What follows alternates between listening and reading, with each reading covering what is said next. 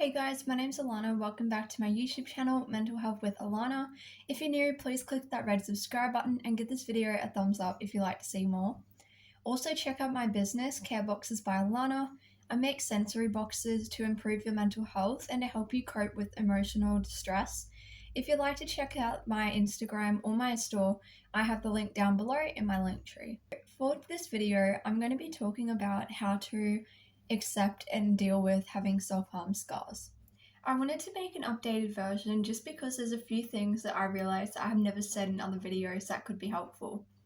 So my first tip to become comfortable with self-harm scars is that you can come to a place of acceptance. So acceptance is part of the DBT skill, and it's something that you can do when you can't change something. So obviously if you've got scars, you can't really do much about it. And, I have heaps of scars on my arms and then on my legs. And for me personally, I've just come to the place of acceptance for a while that this is just how my body is and this is just what's on it. And honestly, I don't actually notice them anymore because I'm so used to having them there. So I've kind of just let it become part of my body because it is. It makes it really hard if you're always wishing that they weren't there or you're trying to use stuff to get rid of them. And I mean, there are some great products out there, and I have tried some of them, but personally, none of them worked for me.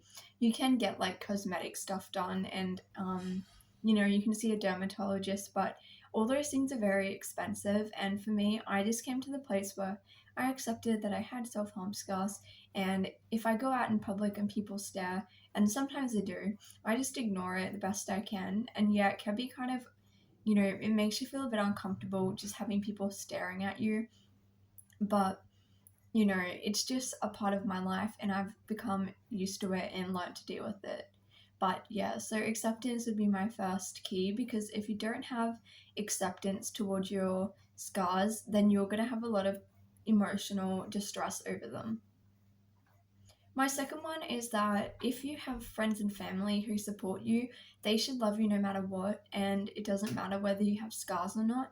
But having a family member or a friend or somebody else, like a partner that can, help you feel a bit more confident within yourself can be really helpful. And then giving you compliments that isn't on your body. So, saying things like, I love your personality, or you've got a really great way of making other people laugh, or things that are a little bit more neutral, commenting on those things instead of focusing on the fact that you have scars.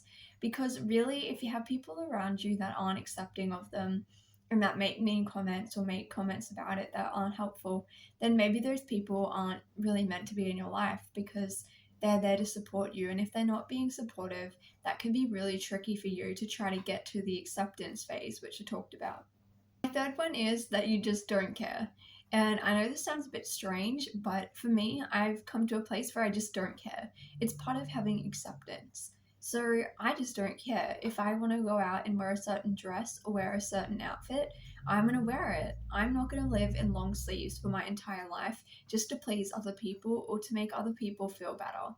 This is really important, and it took me so long. For years, I was hiding my self harm, and I was in long sleeves, and the weather would be so hot. And where I live, it's hot most of the year. So, I mean, you can imagine the heat, and it's not nice. And I came to a place where I had all these dresses and things in my wardrobe, and I kept telling myself, I'm going to wear them, I'm going to wear them, and I'm going to feel confident. And you know what? The sad truth was that I never did. And I never wore this stuff because it would just sit in my wardrobe, and I would use it as a motivator to go into recovery, but I just couldn't because I had no skills and I had no mental health support and I had nobody there to support me or to help me along the way. So it was just impossible. And the clothes would just sit in my wardrobe, and a lot of them I end up getting rid of because they just had negative memories attached to them. Recently, I bought a lot of really nice clothes, and I've kind of finalized my wardrobe into what I like, and I got rid of a lot of stuff. And the things that I have in there are stuff that I like wearing, I feel confident in, and I want to wear. So if that shows my scars, which basically all of it does, I just ignore looks and judgments of other people, and I've come to a place where I can say that I just don't care that I have them, and it doesn't bother me, and I've moved on, and I just go about my day, I live my life, and I'm not going to let having scars dictate what I do during the day or what I wear or what I want to wear, because that could be really challenging. So those were my tips, and if you're having an issue with this or you can relate in any way, please comment down below, because I'd love to hear what you have to say, or if you have any other tips on how you cope. This is just a few that I've learned over the years, and it's taken me a while to actually come to this place. Like, I've been self-harming since I was 13. So, I'm almost 23 now.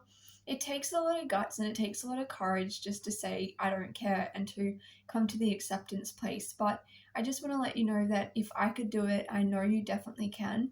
And, you can do it, and there are ways around it. And if it's really, really bothering you and upsetting you, there are cosmetic procedures and things that you can do, skin things that you can, look into, but they are quite expensive. But if you really were bothered that much, you can do that.